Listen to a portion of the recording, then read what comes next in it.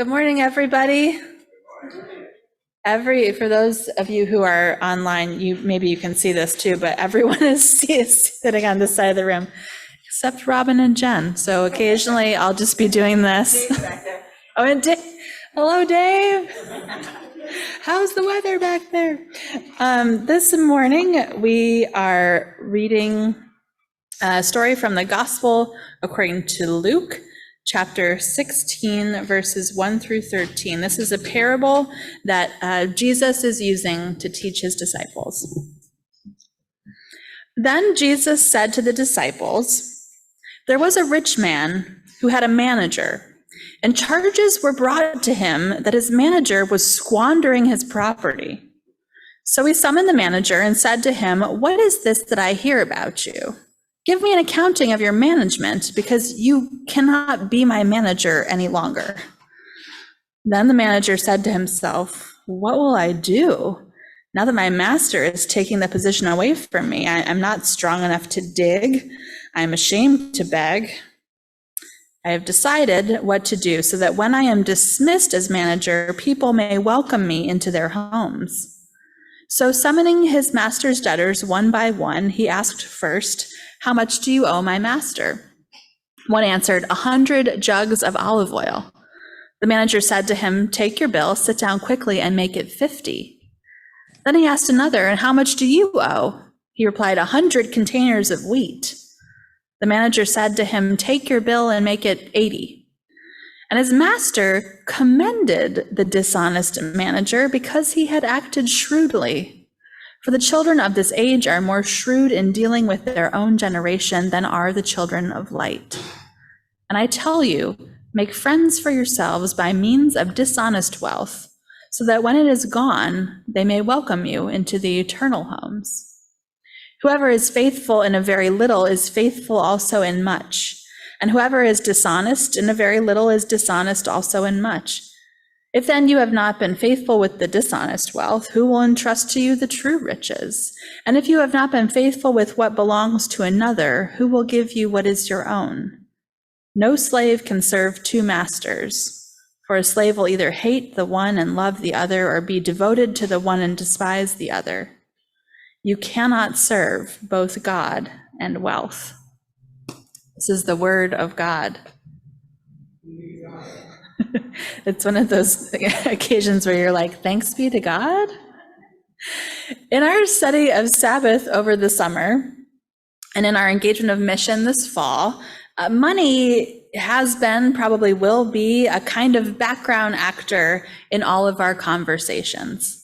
How can we rest if we can't afford to pay our bills?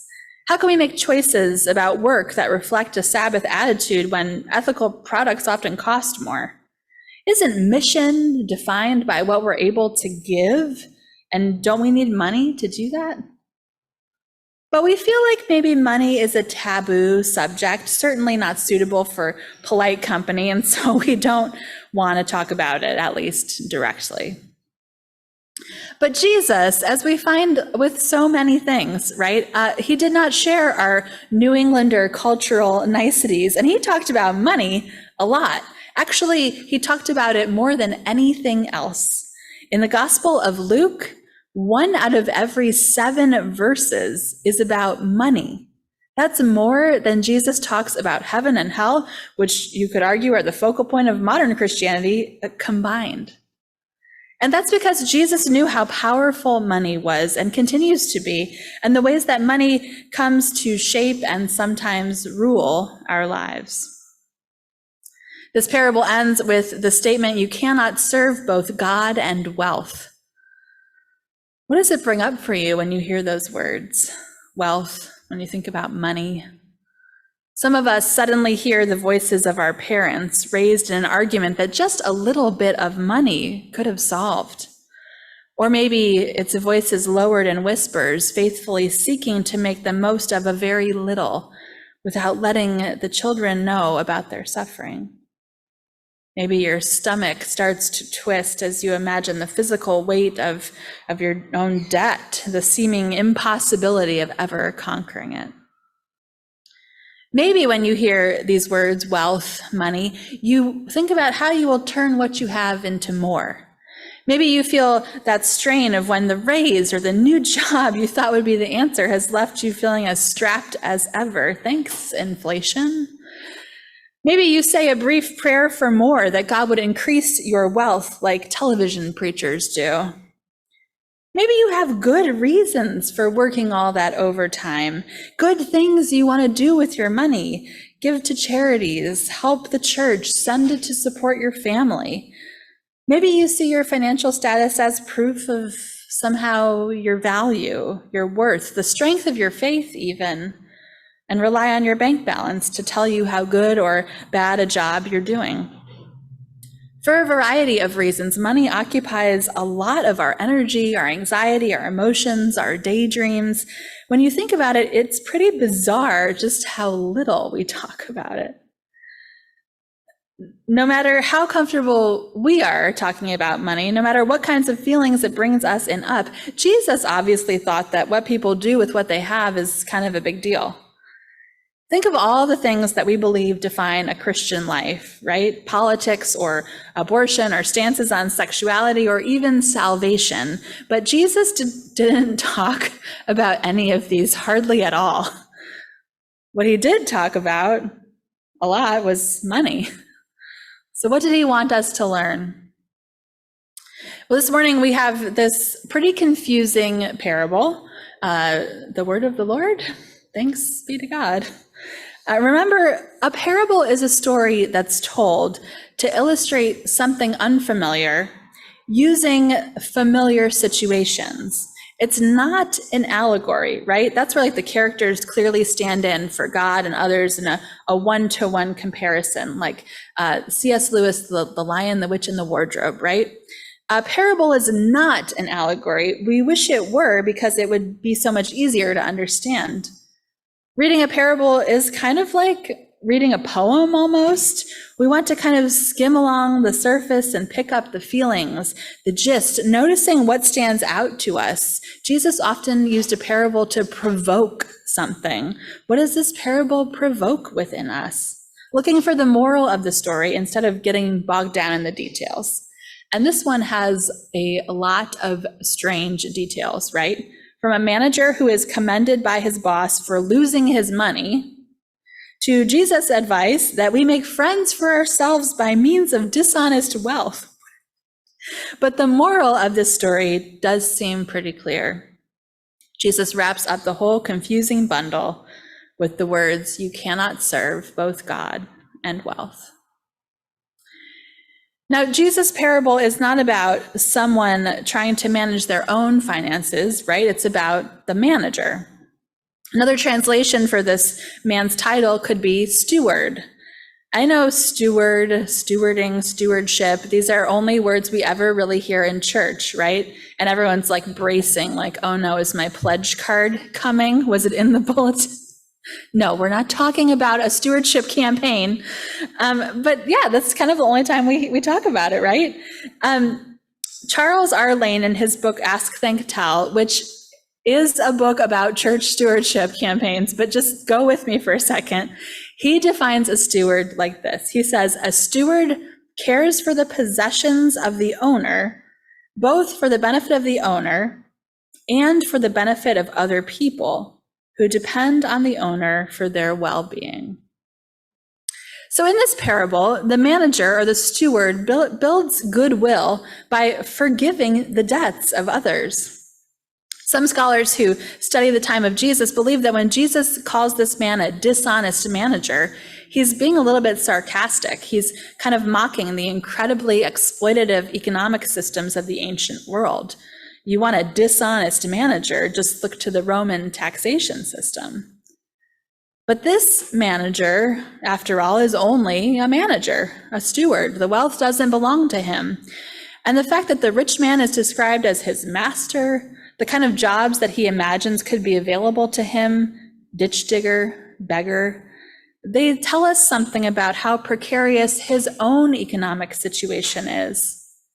He knows the struggle of the people who are indebted to the rich man. He's not that far removed from them. And so he uses the position that God has given him to steward the resources that are available to him. He forgives debt. It's so interesting. I feel like I've been hearing about debt forgiveness somewhere recently in the news. There's no one who's going to accuse this manager, right, of serving wealth. He's definitely not doing that. What he's done is going to lose money for the rich man in the end. But perhaps the dishonest manager is commended by Jesus because he uses his resources and his position to make life better for as many people as he can, including himself. Instead of serving wealth, he serves God. I think there might be a similar message when Jesus goes on to say to the listeners, make friends for yourself by dishonest means. Maybe he was going for something like, hey, do what you can with whatever you've got. When we look a little bit deeper, when we can take a clear-eyed look at our relationship with money, when we recognize the feelings that we're having that make us want to avoid even talking about it, there's usually more to the story. It's not just that we want to pay our bills. We want to prove to everyone around us that we are self-sufficient. We don't need help. It's not just that we want to keep upping the numbers on our deposit slips. It's that we rely on those numbers to tell us we're successful. It's not even that we want to have ponies or mansions or private jets, right? It's that we want safety for ourselves, for the people we love. And so we think that building up our savings might build some kind of protective wall against things that nothing can protect us from: loss and sickness, death, betrayal, despair. The root of all of these desires is the same. We are afraid. We are unsure. We are seeking some validation. And when we act like it's our money that can save us, that can protect us, validate us, we're making a choice to worship wealth instead of God. Instead, what if we believed that the money that we have, that really every gift, every resource we have, down to even the breath in our lungs in this moment, didn't really belong to us, but that God had chosen each of us to be the ones to manage just exactly the gifts that we have? What if we believed that our one wild and precious life was a gift from God with which we are called to love and heal and change the world? What if we believed that God has given us all we have so that we might use it, not for our own success or safety or even comfort, but so that we might use it to serve God, managing it, stewarding it for the benefit of all God's children? You cannot serve both God and wealth. It is a tough, definitive statement from Jesus. But in the context of this dishonest, or perhaps we should rename him the faithful manager, it takes on deeper meaning. If we're focused on building up wealth for all the reasons that we outlined, out of fear, a need for validation, we've missed what service to God is all about. We've missed the joy of living into our vocation as unique and gifted people that God made us to be. And we've missed the blessing of using whatever we have to make this world a better place. Just look around. The gifts in this community are huge. The resources that we have access to, the talents and skills, there is so much wealth in this place. We can choose to worship it, defining ourselves, our families, our church by a bottom line, by how much we can put away. Or we can, like the faithful manager, work with what we've got to serve God and to serve others, acting in mission to build God's Sabbath world. Friends, may we become bold stewards of all God's gifts in our lives, in service of God and all of this world that God created and called so good. Amen.